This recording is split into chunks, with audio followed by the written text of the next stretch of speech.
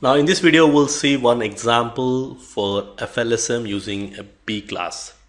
Like if we just get back to the basic examples what we have seen in the previous classes, we have seen some C class examples with a requirement of 30 hosts and a requirement of 50 hosts, where we are dividing one C class network into multiple small networks based on FLSM. Now probably in this section we'll go with FLSM example, but the requirement is, let's say, 1000 hosts. Now B class by default supports 65,536 addresses, because in B class there are two network portions and two host portions. So which means the host bits will be 16 and 2 to the power of 16 is 65,536. Now the default size for any B class network is 65,536, where I don't want such a big size and I want to divide this network into small networks, so that each and every network will get a requirement of 1000 hosts. Now how to do that? So we need to go with the same step-by-step calculation, like we need to go with 2 to the power of h minus 2, and my requirement is 1000. Now if you go with 2 to the power of h minus 2, 1000 is your requirement, so the possible size will be 2 to the power of 10, 1024. So even though my requirement is 1000, we cannot get exactly 1000. We need to go with 2 to the power of 10, that is 1024, and in that again we cannot use two addresses, one for network ID, the first IP of the range, and one for broadcast ID. So total valid addresses I can use up to 1022. Means if my requirement goes more than 1000, I can go maximum of 1022 addresses in the future. Now as we are using B class, and B class supports by default there are two network portions and two host portions, and which means there are total host bits are by default 16, but out of 16 we just need only 10. So I'm going to use only 10 host bits, and the remaining 6 we are going to convert them into network. And so the converted network bits will be from total 16. Total there are 16 bits. From 16 we are subtracting 10 and we are converting 6. And here you can see these conversions here. Now total bits becomes 22. By default there are 16 plus 6 more added, so the tally of 16 will change to 22 and 10. So now there are 22 network bits and 10 host bits, and that is what we call a slash value again. And then the subnet mask is 255. If you add 6 bits, 128 plus 64 plus 32 plus 16 plus 8 plus 4, it's going to be 255.252.2.0. And if you want to find how many subnets we get, so 2 to the power of converted network bits, now there are 6 converted network bits, 2 to the power of 6, 64 subnets we get. Now up to here the entire calculation is exactly the same what we did for the previous C class.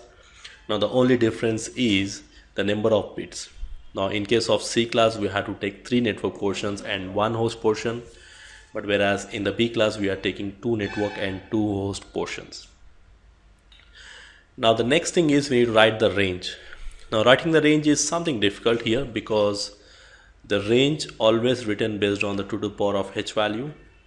Right now after subnetting we got 10 host bits, so the size of the network is 1024. So 1024 is our size of each network.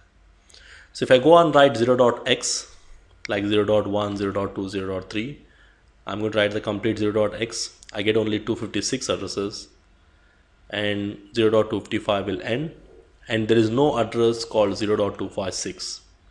Inside the continuation will be 1.0. Now 1.0 is a continuation, so I'm writing 0.x complete from 0 to 255, and we are writing 1.x to 1.255 complete 1.x, and we are writing complete 2.x complete 3.x. So if you write complete 0.x block, you get only 256 addresses. So we are writing 1.x as well, we get 256 addresses, and the total becomes how much? 512. And we are writing 2.x, it's going to be 768, 256 plus 256 plus 256, and then I'm writing complete 3.x as well, and we are getting 256 addresses. Total becomes 1024. Now in general, if you try to figure out the group of 1024 addresses, it's going to start from 0.0 and it's going to end on 3.255. So this is the way we generally go on write that many addresses in general.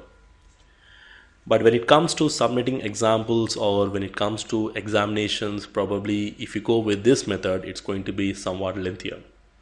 Now instead I use a simple formula, 2 to the power of h divided by 256. Now each block, I refer this as a block, each block will have 256 addresses. So how many blocks I require for 1024 addresses? So it's going to be 256, just make a round figure, 250 and 1000, I get 4 blocks. So which means if you want to have 1024 addresses, we need 4 blocks of addresses. So 4 blocks will be, if I'm starting from 0 dot, it will be 0.x, 1.x, 2.x and 3.x. So x represents all the addresses from 0 to 255. So we need 4 blocks of addresses. Now that's something what I generally use to refer. So if you want all addresses, now the range will be multiples of 4 in the third portion. 0 plus 4 plus 4 plus 4 plus 4, like that.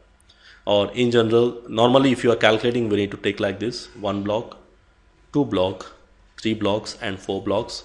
So each block is having 256 addresses, multiplied by 4, it's going to be 1024 addresses. Now in this example, what you have learned is how to write the range for bigger numbers. So any number which is 256 or more than 256, we need to take in terms of blocks, and we increment on this portion because our network size is much bigger than 256.